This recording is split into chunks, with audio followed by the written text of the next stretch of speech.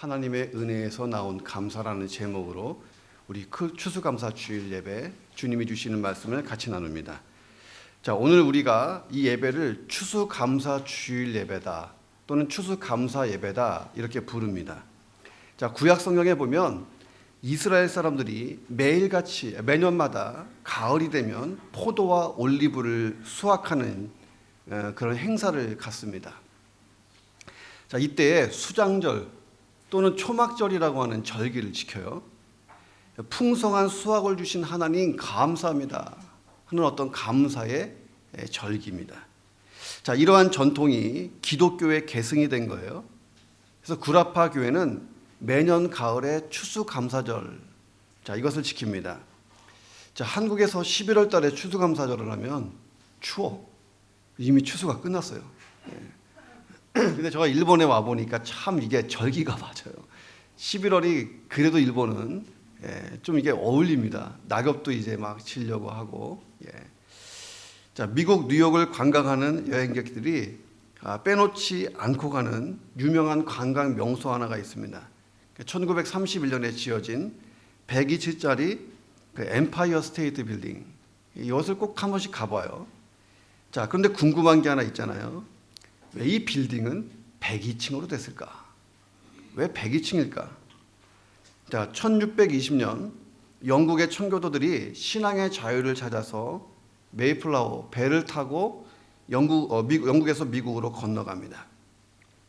최종적으로 미국에 도착한 남자의 수, 중간에 많이 죽었어요. 이 항해하면서 도착한 남자의 수가 78명, 여자가 24명이었어요. 합계 102명이었습니다. 오는 도중에 절반 이상이 추위와 계열병으로 죽게 되는 일들이 있었습니다. 자, 엠파이어 스테이트 빌딩이 102층으로 지어진 이유, 이렇게 많은 희생자를 내고도 미국 땅에 도착한 102명을 기념하기 위해서 102층으로 지어졌다 하는 이야기가 있습니다. 자, 그런데 이들 102명이 대부분 도시 출신 사람들이었다는 거예요. 그래서 농사 짓는 방법을 잘 몰랐습니다. 자, 그래서 그들이 미국 땅에 도착한 첫 해에 농사를 지었는데 영 시원치 않고 수확이 충분하지가 못했습니다. 장차 어떻게 살아야 될지 앞길이 막막하고 캄캄합니다. 이제 금식을 선포하고 기도를 해야 될 그런 상황이었어요.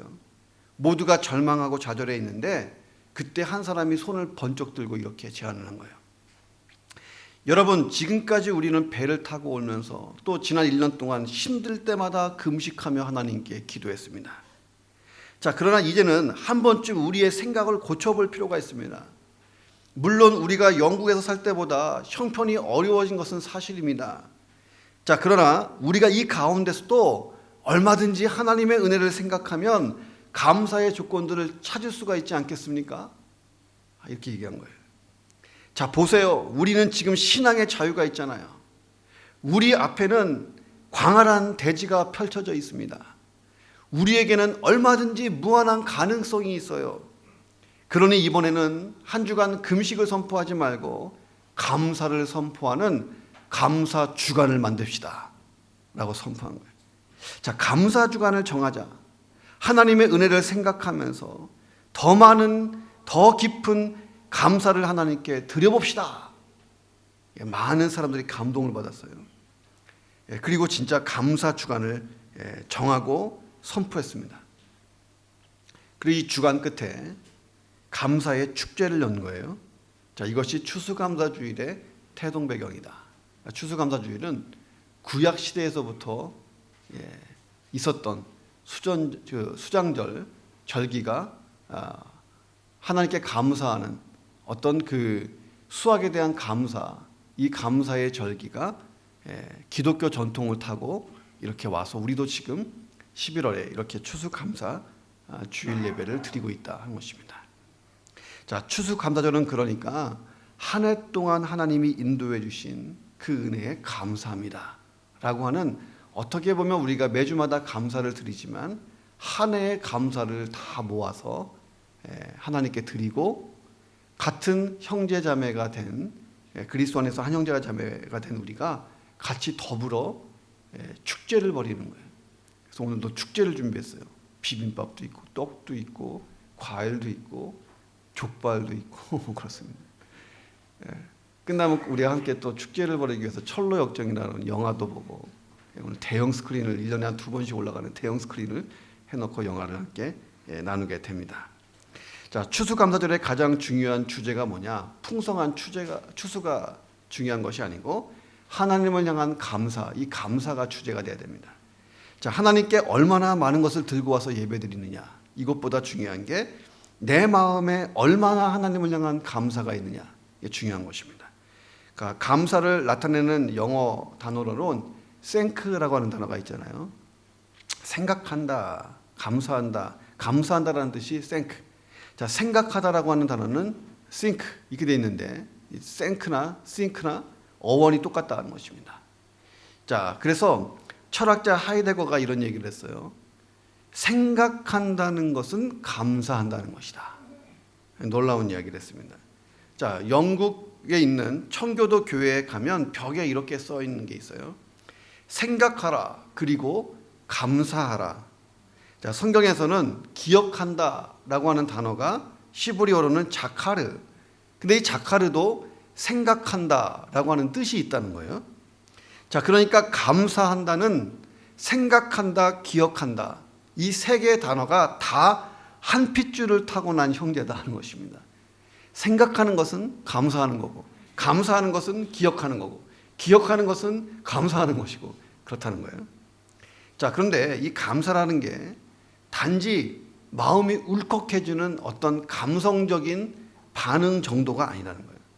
내가 생각하고 의도적으로 기억하고 하는 인지적이고 지적인 영역이라는 것입니다. 그래서 등어리를 탕 치면 감사합니다 하고 나오는 그런 기계가 아니라는 거예요.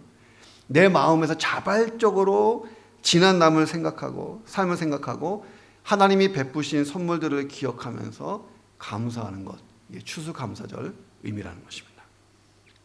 오늘 본문에 보니까 사도 바울이 자신의 인생을 돌아보면서 감사의 이유들을 찾고 있습니다. 하나님, 나는 이것 때문에 참 감사합니다. 바울은 뭐라고 얘기하냐면 나의 나된 것은 그냥 하나님의 은혜일 뿐입니다 라고 고백을 해요. 나 자체가 하나님의 은혜입니다 라고 하는 거예요. 하나님의 은혜가 아니었으면 나 자체가 존재하지 않았다라는 고백이에요. 자신의 과거를 생각해보고 현재 자신을 생각해보니 오직 하나님의 은혜만 생각나는 것입니다. 하나님의 은혜, 이 시각으로 자기의 인생을 되돌아보니까 감사가 나올 수밖에 없는 사도 바울의 모습을 우리가 봅니다. 자, 그렇다면 내가 오늘 추수감사절 예배를 드리면서 내 시각이 아니고 하나님 은혜라는 시각으로부터 나의 태어날 때부터 지금까지의 삶을 쫙 돌이켜보면 어떤 감사가 나올까? 우리도 사도 바울과 같은 고백을 하게 될 줄로 믿습니다. 자, 하나님의 은혜에서 나오는 감사, 진정한 감사. 첫 번째는 하나님이 섭리하셨습니다. 이것이 우리의 첫 번째 고백에 대할 줄로 믿습니다. 하나님이 다 계획하시고 지금까지 인도해 주셨습니다. 어려운 말로 하면 하나님이 섭리하셨습니다. 사도 바울은 자기가 사도로 부르심을 받은 사실에 대해서 감격하고 있어요. 자, 신약 성경에 보면 사도라고 부른 사람은 모두 14명입니다. 예수님의 12제자가 먼저 사도라는 이름으로 부름을 받았어요. 그리고 가룟 유다가 예수님을 배반하고 죽은 후에 사도행전 1장에 보니까 가룟 유다 대신에 마띠아가 사도로 뽑히면서 13명이 됐습니다. 자, 그리고 마지막으로 사도라고 불림을 받은 사람이 바울이에요. 14명의 사도 중에서 가장 나중에 부름받은 사람이 바울입니다. 자, 13명은 다 예수님 살아계실 때에 예수님을 따라다녔고 예수님의 말씀을 직접 들은 사람. 자, 그런데 사도 바울은 예수님이 살아계실 때 예수님을 만난 적도 직접 본 적도 없는 사람이었습니다. 자, 그런 자기가 사도가 됐으니 이게 하나님 은혜입니다 라고 고백을 했던 거예요. 자, 그런데 바울이 사도가 된 직접적인 계기가 뭐냐는 거예요.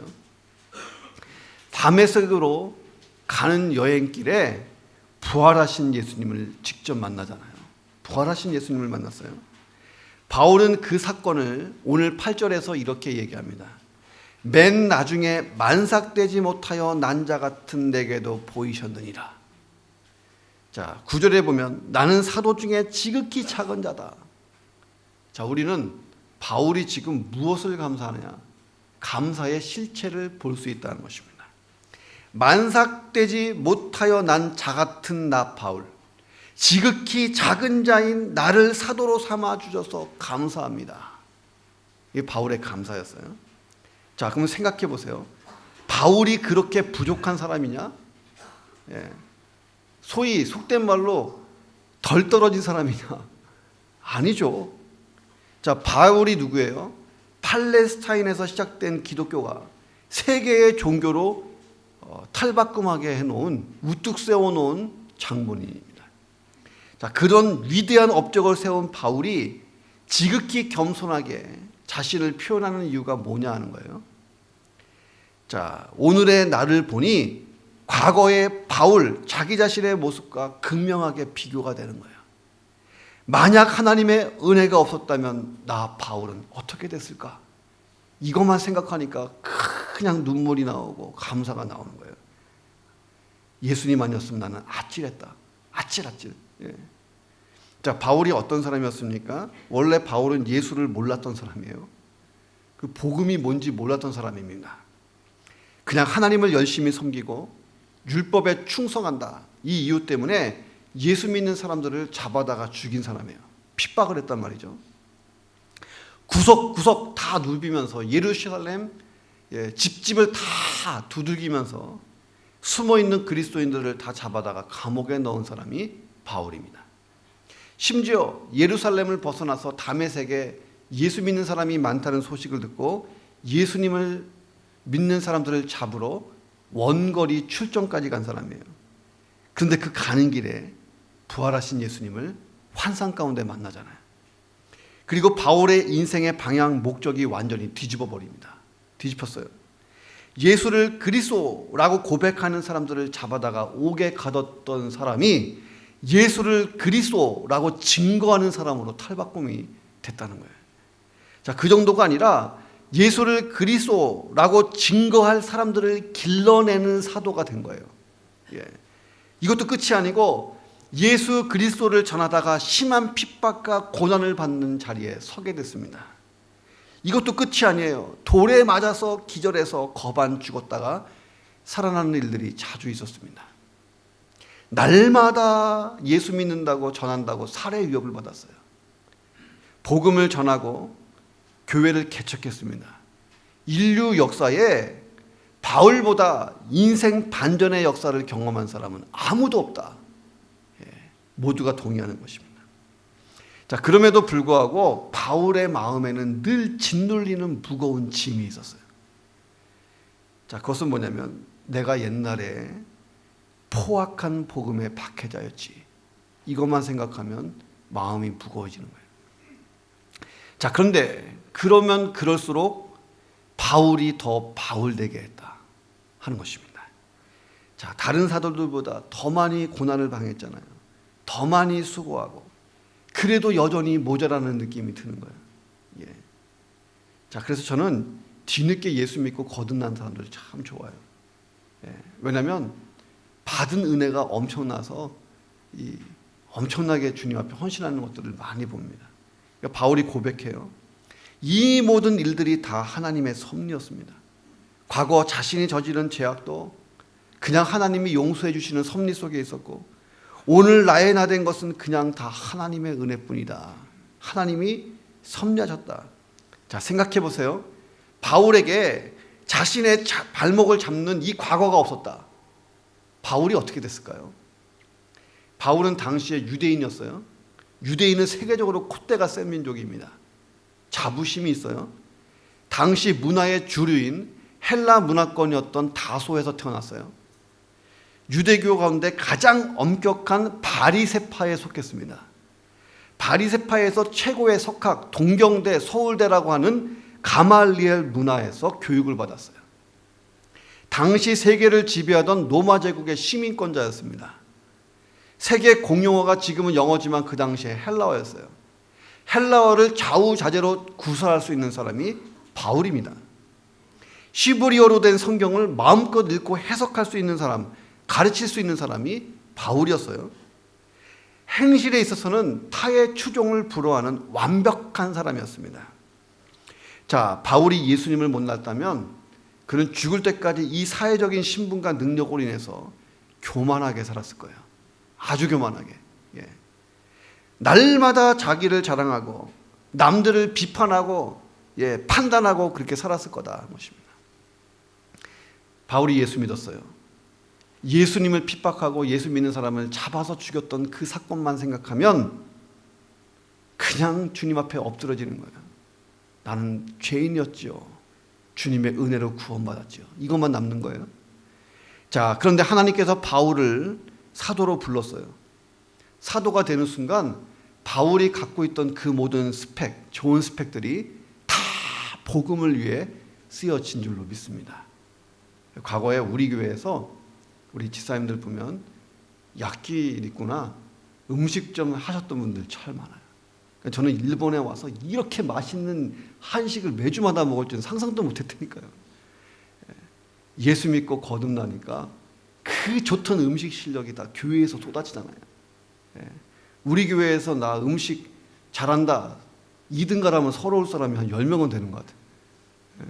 그래서 우리 부엌이 좀 시끄럽긴 하지만 날마다 좋은 음식이 나올 수 있는 그 스펙이 거기서 나오잖아요. 자, 바울은 그의 출신과 교육, 신분적인 배경 이것을 가지고 예수 믿었을 때에 전 세계를 다니며 복음을 전하는 밑거름이 됐다는 거예요. 자, 이것에 대해서 사도 바울은 갈라디아서 1장 15절에서 하나님께서 내 어머니의 뱃속에서 나를 택하시고 은혜 가운데 나를 부르셨습니다 라고 고백을 해요. 자, 그리스도의 이름을 이방인과 임금들과 이스라엘 자손에게 전하기 위해서 자신을 그릇으로 하나님이 선택했다. 하나님의 섭리입니다. 자, 이 모든 것이 하나님의 측량할 수 없는 은혜와 섭리입니다. 오늘도 우리가 그런 고백이 우리 인생 가운데 나오기를 주의 이름으로 축복합니다. 하나님의 은혜와 섭리가 아니면 과연 내가 이 자리에서 예배 안 하고 뭐 하고 있을까? 집에서 뒹굴뒹굴 술잔이나 기울이면서 드라마나 영화 보면서 휴일을 보내고 있었겠죠. 우리가 아침에 모여서 주님을 찬양하며 감격 가운데 있잖아요. 자, 지나온 내 인생길을 돌아보면 우리가 할 수 있는 위대한 고백이 뭡니까? 나의 나된 것은 하나님의 은혜입니다. 이 모든 것을 하나님이 섭리하셨습니다. 저와 여러분의 고백이 되어야 할 줄로 믿습니다. 자, 하나님의 은혜에서 나오는 감사가 뭘까? 하나님이 이루셨습니다. 이거 다 하나님이 하셨습니다. 우리의 고백이 되어야 할 줄로 믿습니다. 작곡가 하이든은 교향곡의 아버지라고 불리잖아요. 황제, 놀람, 고별, 시계, 군대 100여 편의 교향곡을 남긴 교향곡의 아버지. 저는 하이든을 별로 안 좋아했어요. 중학교 시험에 음악 시험 제가 제일 못한 게 음악인데 다음 중 하이든이 작곡한 곡이 아닌 것은 그 틀린 기억이 아직까지 나요. 얼마나 교향곡이 많은지. 자, 그런데 우리 하이든은 독실한 기독교 신자였어요. 3대 오라토리오 중에 하나인 천지창조를 작곡하신 분입니다. 어렸을 때 부모가 하이든의 음악적인 재능을 보고 가난하고 어려웠지만 6살 때부터 음악 훈련원에 보냈습니다. 그리고 비엔나 소년 합창대원이 됐고 성 스테반 성당에서 노래를 했어요. 그런데 이 변성기가 잘못돼서 성대에 문제가 생깁니다. 그래서 세레나데 악단에서 바이올린 연주자로 삶을 바꿔서 살게 돼요. 아주 어렵고 힘들게 살았습니다. 자, 그 시절에 하이든이 이런 고백을 일기장에다 적어놨습니다. 하나님께서 나에게 은혜 베푸신 것을 나는 알고 있다. 나는 감사하는 마음으로 하나님의 은혜를 인정한다. 나는 또한 나의 작품을 통해 사명을 다할 것이고 세상에서 쓸모있는 사람이 되리라고 믿는다. 다른 사람들도 그런 믿음이 있었으면 좋겠다. 이렇게 써놨어요. 자, 1808년 비엔나에서 하이든이 작곡한 천지창조가 처음으로 연주가 되었습니다. 연주가 끝나니까 감격한 청중들이 다 일어나서 지휘자에게 박수를 치기 시작했어요. 끝도 없는 박수를 칩니다. 지휘자가 굉장히 어색해하면서 박수를 중단시켰습니다. 그리고 맨 뒷자리에 있는 하이든을 가리키면서 말합니다. 저분이 이 놀랍고 아름다운 노래를 작곡했습니다. 하고 하이든을 이렇게 세우자 청중들이 다시 고개를 일제히 하이든에게 돌리고 일제히 박수를 치게 하겠습니다. 그러니 하이든이 청중을 중단시키고 이렇게 말합니다. 손을 들어서 하늘을 가리키면서 나는 아무것도 아닙니다. 저분이 모든 것입니다. 이 모든 것이 하나님께로부터 온 것입니다. 했다고 하는 유명한 일화가 있어요. 하나님이 나의 연약함을 아셨기 때문에 지혜를 주신 것입니다. 우리가 이 시간에 하나님께 영광만 돌리며 송축합시다 했다는 거예요. 자, 하이든의 작곡 천지창조만 하나님께로부터 왔냐? 아니잖아요. 내가 가진 재능과 재능, 나의 건강과 나의 물질까지도 하나님께로 왔습니다. 이게 우리의 추수감사절의 고백이 되어야 되는 거예요. 다 하나님의 은혜고 하나님이 하신 것입니다. 찬양 받으실 분은 하나님 분입니다.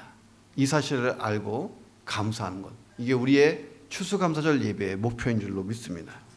사도 바울이 이런 얘기를 해요.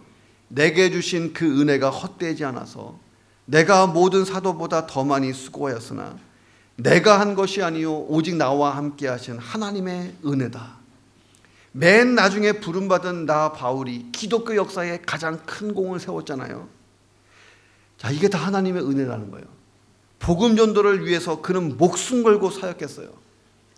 누구보다도 열심히 하나님 나라를 위해서 수고했습니다. 여러분이 가지고 있는 성경, 신약 성경 27권 중에 13권을 사도 바울이 썼어요. 열심히 말씀을 가르쳐서 안디옥 교회를 크게 부흥시킨 분이 사도 바울입니다. 선교사로 헌신해서 온 세상을 다니면서 수많은 사람에게 복음을 전했고 수도 없는 교회를 개척한 사람이 사도 바울이에요. 심지어는 감옥에 갇혀 있으면서도 틈틈이 편지를 기록해서 보내므로 흩어진 교회를 격려하고 복음의 진리 가운데 서게 한 분, 사도 바울입니다. 그 과정에서 얼마나 고난과 핍박을 받았는지 몰라요. 바울은 자랑할 게 많은 사람입니다. 자, 그런데 무슨 말을 합니까? 이 모든 일은 하나님의 은혜로 된 것입니다. 라고 고백해요. 먼저 하나님의 강력한 은혜가 나에게 임해서 그 은혜 때문에 내가 감당할 수 있었습니다. 나 같은 사람을 선택해 주신, 구원해 주신 그 은혜, 나 같은 사람에게 사도의 직분을 주신 그 은혜, 나 같은 사람에게 사명을 주신 그 은혜에 감동해서 내가 감당할 수 있었습니다. 나의 이 모든 업적은 내 업적이 아니라 하나님의 업적입니다. 저와 여러분의 고백이 되기를 주 이름으로 축원합니다. 자, 바울이 자기가 수고한 것을 하나님의 은혜로 여기지 않고 내가 잘나서 한 거다, 이렇게 생각했다면 어떻게 됐을까요? 바울은 평생 수많은 사람들을 판단하고 비판했을 것입니다. 베드로를 딱 보면서 당신 수제자 아니야, 예수님의 수제자라고 하면서 하는 것 보면 내가 시원찮아서 못 봐주겠네, 아마 그랬을 거예요. 아니 3년 동안 예수님을 따라다니면서 양육받은 제자들이 왜 예루살렘만 다 머물고 있는 거야? 세계로 막 흩어져야지. 나는 다메섹 도상 갈 때에 예수님 딱 한 번 보고 목숨 걸고 선교 여행하는데 당신들은 왜 예루살렘만 있어? 아마 이랬을 것 같아요. 자, 교회에서 수고를 많이 하시는 분들 있잖아요. 오늘 아침에도 와서 과일 깎고 떡 자르고 국 끓이고 하셨던 분들 조심해야 돼. 사단이 부추기는 거예요. 야, 너는 그렇게 열심히 수고하는데 다른 사람들은 아무도 너처럼 안 하잖아. 가서 딱 한마디만 해줘. 왜 너만 죽으라고 수고하냐. 그래서 누가 문 열고 들어오면 15분 늦었네, 과일 깎는 거 안 보여? 이렇게 나오는 거예요. 너가 최고다. 자꾸 이 사단이 부추기는 거예요. 자, 사단에게 속는 사람은요, 다른 사람을 나처럼 열심히 안 한다고 표현하기가 쉽다는 것입니다. 자, 공연히 이 사람 저 사람 유심히 바라보면 자신과 비교하기가 쉬워요. 원망하고 신앙 공동체가 시끄러워질 수가 있습니다. 자기 업적을 자랑하는 순간 하나님의 은혜는 0이 되어버리는 것입니다. 그렇잖아요. 자, 우리 신앙인의 입에서는 그래서 하나님 감사합니다. 이거 다 하나님이 해주셨습니다. 바울과 같아야 돼요. 오직 하나님의 은혜로 제가 오늘 아침에 사과를 깎았습니다. 하나님의 은혜에 감동해서 제가 떡을 잘랐습니다. 이렇게 되는 거예요. 자, 복음과 교회를 위해 수고할 수 있도록 나에게 은사도 건강도 능력도 기회도 주셨으니 감사합니다. 더 많이 수고하게 하셨으니 이게 또 웬 은혜입니까? 사도 바울이 그렇게 고백하잖아요. 하나님의 은혜를 제대로 받은 사람은요, 하나님이 하셨습니다. 이게 입에 배어 있어야 돼요. 이게 추수감사주일에 나오는 지나온 삶을 돌아보며 드리는 우리의 고백이 되어야 할 줄로 믿습니다. 하나님의 은혜의 시각에서 보는, 그러면 나오는 감사가 뭐냐? 세 번째는 하나님 은혜 밖에 아무것도 없습니다. 내 인생에서 하나님의 은혜 빼면 0입니다. 우리 천국 가면요, 무엇으로 상급을 받느냐? 지나온 우리의 인생 가운데에 하나님의 은혜를 싹 빼서 그것만 인정받습니다. 하나님의 은혜가 아니라고 한 것들은요, 다 소위 말하는 일본말로 나가리고, 하나님의 은혜로 덧입혀진 것만 인정받는 거예요. 인정. 자, 10절에 보면 바울은 하나님의 은혜에 대해서 두 가지를 고백해요. 내게 주신 그 은혜가 헛되지 않았습니다. 또 하나는 오직 나와 함께 하신 하나님의 은혜입니다. 그러니까 바울은 자기의 인생과 사역이 하나님의 은혜로 시작했다는 거예요. 하나님이 내게 은혜 주시니까 내가 힘을 얻어서 사역한 거예요. 사역 다 마치면 다 하나님의 은혜로 감당했습니다. 시작도 하나님의 은혜, 끝날 때도 하나님의 은혜. 자, 그 은혜로 복음과 교회에 대하여 나는 살인자였고 포악한 자였고 죄인 중에 개수였던 내가 구원을 받았습니다. 그 은혜로 내가 그리스도인이 되고 사도가 되고 넘치는 수고를 했습니다. 예수 그리스도를 만나는 순간부터 나는 그냥 은혜 속에 있었습니다. 이렇게 고백을 하는 거예요. 자, 바울이 예수님 때문에 얼마나 많이 고난당했습니까? 수고하고 고통당하고 핍박당하고 환난받고. 바울은 거꾸로 이것이 다 하나님의 은혜였다라고 고백합니다. 나에게 그런 험난한 사역을 감당하게 하셨으니, 그 많은 사람 중에 나를 선택하셨으니 참 감사합니다 하는 거예요. 아프리카 선교사 리빙스턴이 1840년에 1차 아프리카 전도를 마치고 귀국했어요. 영국 국민이 리빙스턴을 천사 대하듯이 환영했습니다. 케임브리지 대학, 옥스퍼드 대학에서 서로 앞을 다퉈서 리빙스턴에게 박사학위, 명예 박사학위를 주려고 서로 붙잡으려고 난리가 났어요. 가는 곳마다 리빙스턴이 나타나면 떠들썩하게 환호했습니다.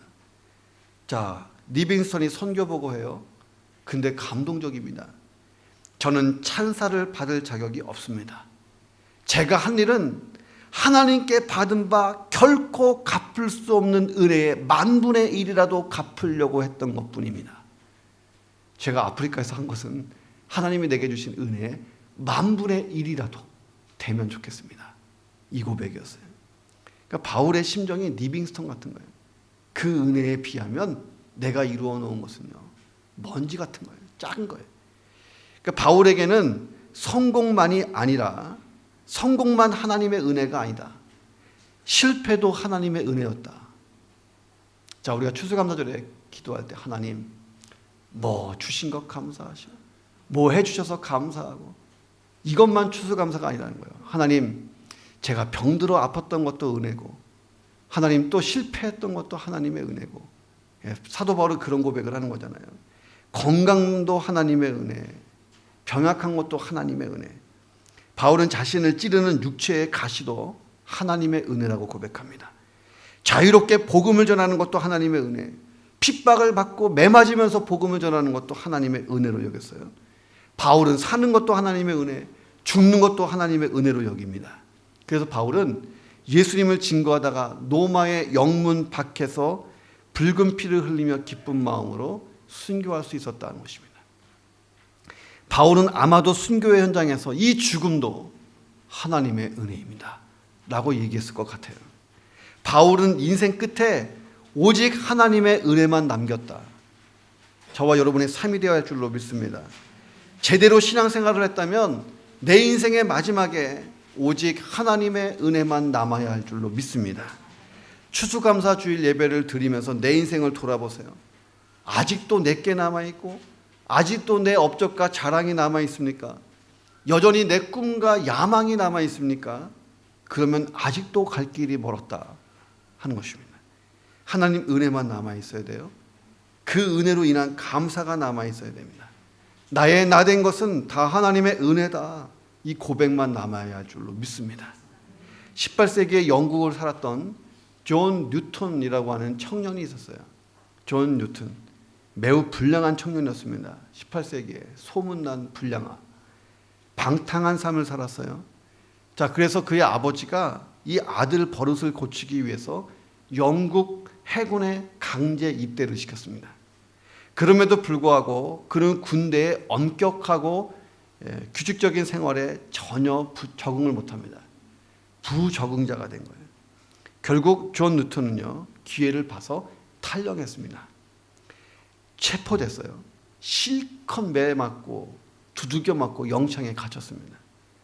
그런데 영창에서 악의 악을 쓰고 전혀 뉘우치지 않는 거예요. 화가 난 함장이 이 존 뉴턴을 지나가는 아프리카 노예선에 팔아버렸습니다. 그래서 15개월 동안 아프리카의 어느 작은 섬에 갇혀서 노예처럼 비참하게 살게 됐습니다. 그러다가 극적으로 영국 무역선에 구조돼서 영국으로 돌아옵니다. 자, 근데 이때도 회개하지 않고 존 뉴턴은 자기 노예 경험을 살려서 새로운 사업을 시작했어요. 무슨 사업을 시작했냐면 노예의 선장이 되었어요. 노예를 싣고 가는 배의 선장이 돼서 아프리카 흑인들을 잡아다가 파는 일을 했습니다. 그러다가 그가 바다에서 심한 폭풍우를 만나게 됐고 죽을 뻔했어요. 그때 하나님 앞에 완전히 꼬꾸라집니다. 하나님, 노예를 팔고 사고 회개합니다. 완전히 뒤집어지는 배에서 하나님 앞에 엎드렸어요. 세 사람이 됐습니다. 훗날에 이 존 뉴턴이 하나님의 은혜로 목사가 됐잖아요. 그는 사도 바울처럼 자신의 어두운 과거만 생각하면 그냥 하나님의 은혜가 생각나는 거예요. 존 뉴턴은 영원 불멸의 찬송가 시를 제작하잖아요. 같이 한번 불러볼까요? 나 같은 죄인 살리신 주의 놀라워 잃었던 생명 찾았고 광명을 얻었네. 존 뉴턴은 이 찬양시를 쓰면서 큰 죄악에서 건지신 주 은혜 고마워. 사도 바울 같은 고백이에요. 노예를 사고 팔고 했으니 나 처음 믿은 그 시간, 그 가판 위에서 배가 뒤집어지고 풍랑치는데 하나님 앞에 꼬꾸라졌던 그 시간이 귀하고 귀하다. 존 뉴턴은 일평생 하나님의 은혜에 감격하면서요, 죽는 날까지 쉬지 않고 복음을 전하고 또 전하다가 이 땅을 떠난 사람입니다. 존 뉴턴이 종종 설교 시간에 이런 얘기를 했어요. 내가 천국에 가면 3가지 사실 때문에 나는 깜짝 놀랄 것입니다. 첫째는 당연히 있을 거라고 생각했던 그분이 없다는 사실에 깜짝 놀랄 것입니다. 둘째는 거기에 있으면 안 되는 사람이 와 있는 것을 보고 나는 깜짝 놀랄 것입니다. 셋째는 나 같은 죄인이 그곳에 와 있는 것을 보고 놀랄 것입니다. 유명한 설교를 남겼어요. 자, 우리는 어떠냐는 거예요. 지난날 내 삶을 돌이켜보면 나도 역시 큰 죄인이었어요. 죽어마땅한 죄인, 용서받기 어려운 죄인인데 예수님이 우리의 구주와 주님이 되어주신 줄로 믿습니다. 십자가에 흘리신 그 보혈로 우리를 죄에서 용서하시고 우리를 의롭다고 하신 거예요. 지금까지 내 발걸음을 인도하신 그분 은혜뿐인 것입니다. 사도 바울이 자신의 인생을 쫙 놓고 보니까 전적인 하나님의 은혜밖에 아무것도 안 남습니다 라고 고백했던 것입니다. 독일의 한 외과 의사가 참으로 마음이 아픈 수술을 집도하게 됐어요. 그 환자 중에 한 여인이 설암, 혀에 암이 생겨서 찾아온 것입니다. 근데 암이 이미 많이 퍼졌어요. 이 혀를 자르지 않으면 목숨을 잃을 수가 있습니다. 절박한 상황이었어요. 그래서 수술하기로 작정했습니다. 수술하기 직전에 의사가 여인에게 이렇게 말했어요. 이제 혀를 자르면 앞으로 영영 말을 하지 못하십니다. 마지막으로 하고 싶은 말이 있다면 지금 하십시오 라고 부탁을 합니다. 이 말을 건네면서 의사도 눈물이 났어요. 눈이 촉촉히 젖어 들어갑니다. 여인의 눈에도 눈물이 한가득 고여요. 잠시 침묵이 흘렀습니다. 이 여인의 머릿속에 수많은 생각이 주마등처럼 지나가는 거예요. 태어났을 때부터 지금까지. 이 여인이 잠시 눈을 감고 조용히 생각합니다. 그리고 큰 호흡을 한번 내쉬고 이렇게 말해요. 주님, 참 감사합니다. 자, 그리고 의사에게 얘기했어요. 됐어요. 수술 시작하세요. 이게 이 여인이 남긴 마지막 말이에요. 주님, 참 감사합니다. 자, 내가 이 여인의 처지에 놓인다면 마지막으로 무엇을 할 수 있을까? 무슨 말을 할까? 지금 이 순간에 내 생명이 끝이라고 하면 나는 죽음 앞에서 무슨 고백을 할 수 있을까? 자, 우리도 이 여인과 같은 고백을 하지 않을까요? 주님, 돌이켜보니 다 주님 은혜뿐입니다. 자, 언젠가 세상 떠날 때도 우리가 천국에 들어갈 때도 주님 참 감사합니다. 또 천국에 들어가서도 주님 참 감사합니다. 추수감사 예배는 여기에 포인트가 있는 거예요. 자, 오늘 하루 하나님이 내게 주신 은혜에 감사하고 기억하고 하는 시간 되어야 할 줄로 믿습니다. 우리가 함께 또 비빔밥 먹고 과일 먹고 떡 먹고 옆 사람하고도 감사합니다. 나 같은 사람과 1년 동안 같이 교회 다녀주셔서 감사합니다. 하는 거예요. 추수감사 예배는 나 혼자 예배 드리는 게 아니고 원래 공동체의 예배였어요. 공동체의 축제였습니다. 자, 오늘 이 예배를 드리고 함께 우리가 식탁교제하면서 우리가 주 안에서 하나 되어야 할 줄로 믿습니다. 옆 사람과 한번 인사하겠습니다. 감사합니다. 인사하겠습니다. 기도하겠습니다.